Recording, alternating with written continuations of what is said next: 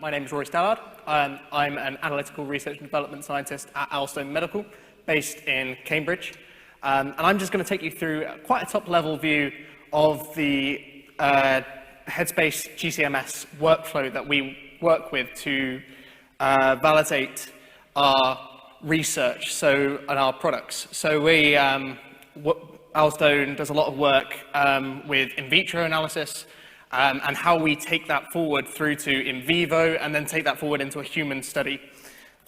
So just to give you an overview of our company, our mission is to save 100,000 lives and $1.5 billion in healthcare costs through our breath biopsy platform.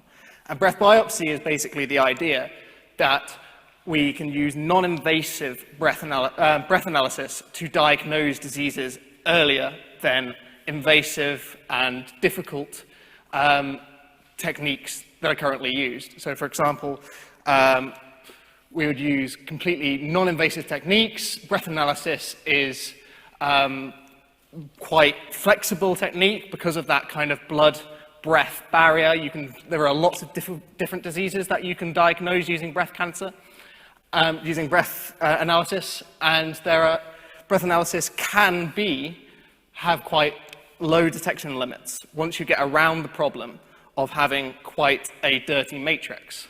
So our breath biopsy, we work with companies and collaborators using breath biopsy as a platform. So so people will come to us and ask us to run studies on their behalf. But we also do a lot of work in-house trying to develop tests that we can bring to market ourselves.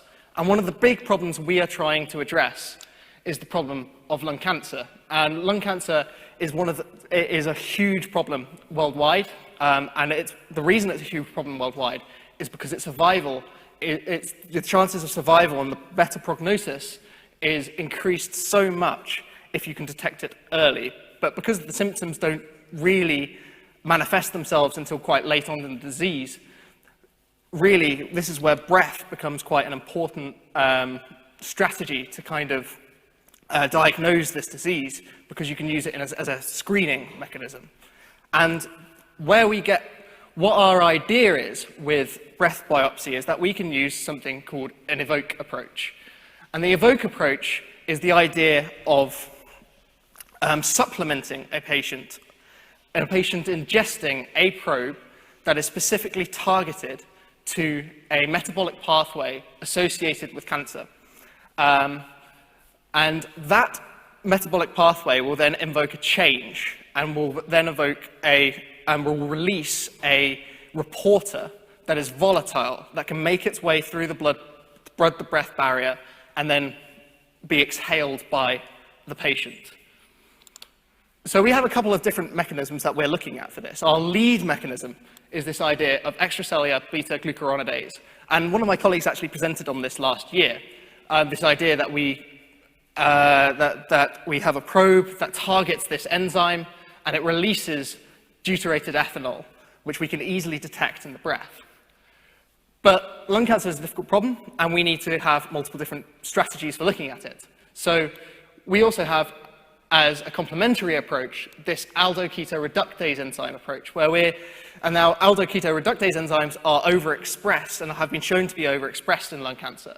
So we target these with aldehydes, using aldehydes as probes. Those aldehydes get converted into alcohols, which can then also be detected from the breath. And this is the pathway that I'm mainly going to be focusing on today. So one of the things we need to do when we're looking at this pathway, and when we've kind of had this idea and how do we take this forward, is we need to verify that our sums work with the biology. And the first experiments we do normally are to kind of modulate the activity of the enzyme we're targeting. So to either treat that enzyme, to measure the headspace of cells that are either treated with a chemical inhibitor or are treated with the gene knocked out for that particular enzyme. And our workflow is this. We will take a cell culture media with those cells. We will incubate them for a number of times using the automated GCMS Sentry system that we have from Marks International. We'll incubate it for a set amount of time. That will generate a headspace above the sample. That headspace, we then insert a PDMS probe into that headspace. And the analytes, the volatile analytes produced from that headspace, adsorb onto the probe. The probe is then transferred is either manually transferred into a TG tube and analyzed on a system, for example, a benchtop or another Orbitrap, or it is automatically taken forward into the Orbitrap using the Sentry system. So the first experiment we did with the AKR enzymes was exactly that. We treated the AKR enzymes with AKR inhibitors, either chemical inhibitors or a CRISPR knockout. And what we see here is firstly looking at the aldehyde concentration. What we're really looking at here, so this is the aldehyde concentration compared to baseline. What we're looking for here is we're basically trying to look to see if this matches the evaporation profile of the aldehyde coming off. So effectively, is the aldehyde being consumed? Not really, compared to the evaporation profile. When we go to the alcohols, what we're looking for is compared to the wild-type cells, these orange lines here, do we see a decrease? Can we show that decrease, that the AKR enzyme has been modulated by inhibiting it, and therefore the probe that we want to measure, that is coming from that mechanism. And that's what we show here across a variety of different cells and cell lines associated with cell cancer, and with chemically inhibited and inhibited with the CRISPR knockout cells. We show that modulating that AKR enzyme does control the production of that alcohol, so that we have confidence that this mechanism is actually what we're looking for and can be targeted with our probe approach. So now that we know that our probe approach is something that we want to target, how do we then change our platform? How do we explore our limits with this platform? Because breath is complex. Breath has a lot of stuff in it that we need to be able to separate out the signal that we're looking to see from the noise. And how do we do that? Well, we can optimize our pre-analytical, so we can use, for example, deuteration, which I'll talk about. We can also optimize our sampling techniques, how we collect the sample, but we can also optimize things on the analytical side on the instrument as well. So in terms of deuteration, which is our first kind of port of call for optimizing our sensitivity, what we did is we made the very simple change of changing our analyte of interest from a non-labeled to a deuterium-labelled compound, and we saw pretty marked improvements in our sensitivity. Now, so after making a fairly simple change, how do we make a change on our analytical side? And this kind of goes in tandem with the deuterated effect. So we tend to use, as a kind of first port of call, full scan in our Orbitraps. Orbitraps use automatic gain control, as was demonstrated earlier in the plenary lecture, to modulate ion control, the ion injection into the Orbitrap itself. So it uses the C-trap does not inject ions into the Orbitrap until it's either been filled or amount of time has passed. That can cause problems with trace level analysis, because what ends up happening is your signal effectively gets drowned out by the noise in your system or your matrix, which particularly for breath is a huge problem. So how do we mitigate that? How can we get around that? Well, the way we do that is by changing to using a TSIM, or a targeted selected ion monitoring method.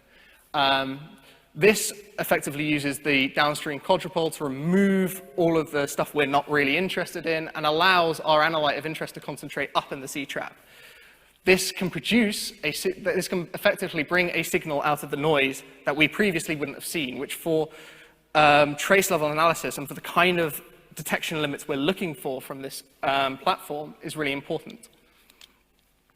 So when we applied both the deuteration and the TSIM to improve sensitivity, compared to our non-labeled platform, we have now really started to bring our LODs down into the range of nanomolar,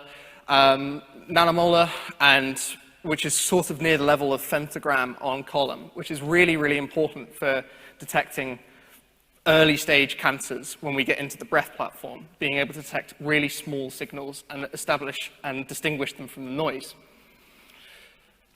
What else can we do? Well, we can also try to apply our workflow to things like to other matrices that could be important in validating our biological pathways, for example, blood. So we actually try to look at our analytical method in 3 different blood-related matrices: whole blood, plasma, and serum. We made some slight adjustments to the workflows. For example, we increased the sampling time, so they increased the incubation time, and we changed the incubation temperature simply because our analytes took a little bit more to get them out of the matrix. The Sentry platform also has a very useful feature in which it can dry the PDMS probes before they get analyzed. So they blast them with nitrogen, and it removes a lot of the water, and water can be a problem when it comes to mass spectrometry. And what we find is that our detection limits in blood, having never really looked at these analytes in the matrix before, are now comparable with the detection limits we were seeing in cell culture media, an easier matrix to work with. And this gives us a lot of flexibility when we're looking at future studies, and we have a lot of future studies in our pipeline which are going to be looking at these compounds in blood. So that's just another kind of string in the bow that we have to be able to validate the mechanism that we want to look at and want to bring into human studies. So just a kind of overview so far, what we've looked at, we've gone from an idea, we've validated it in vitro to begin with, then we've looked to optimize our method and apply it to different matrices. Now we need to bring it into a model. And one of the things we've been working on really hard this summer is this idea of being able to sample the breath of mice. Now, mice are a particular problem because mice get stressed very easily, and it's very difficult to be sure that the environment of the mouse, particularly in breath, particularly when collecting the breath of the mouse, is reflective of a kind of steady, calm mouse that isn't stressed out. So one of the things we've been working on in terms of an engineering challenge is the idea of this kind of mouse box, this idea of being able to put in an airflow into this box that the mouse can sit in, very happily kind of live out its life in the box, breathe out breath, and that breath can be collected on an absorbent resin, which can then be analyzed using the platform we've just developed. And the obvious applications of this is that we can use this on healthy and tumor-bearing mice and really kind of validate our mechanism within an in vivo model. So the mouse box development, the challenge we had was to develop the mouse box within 2 months to be ready for a client study to compare healthy and tumorous mice. And in those couple of months, we developed a box that had acceptable repeatability for the client, both in terms of intra-box repeatability, so different boxes were giving about the same amount of analyte, and a recovery that was similar to other workflows that we were seeing, which in 2 months, having gone from no ability to measure the breath of the mouse to something that we can now roll out is very encouraging. And indeed, this study is currently ongoing, and as we speak, our first samples of mouse breath are being analyzed in our laboratories right now. So where do we go from mouse breath? Well, then we go to human. And this is just giving you a very quick overview, just to finish, of where we are in terms of human breath studies and the pathway for lung cancer. So at the moment, our primary Evoke probe, the beta-glucuronidase, is currently in phase 1 trials. It's just finishing off phase 1 trials. And the interim data from that study shows that we can detect D5-ethanol at very low levels in early stage lung cancer patients, which is very encouraging, and it's encouraged us enough to move on to phase 2 trials very shortly. But we also have the pathway, but this Evoke pathway is also, we have the AKR, as I have talked about, but we also have collaborations with external collaborators where we are looking to develop Evoke mechanisms as well.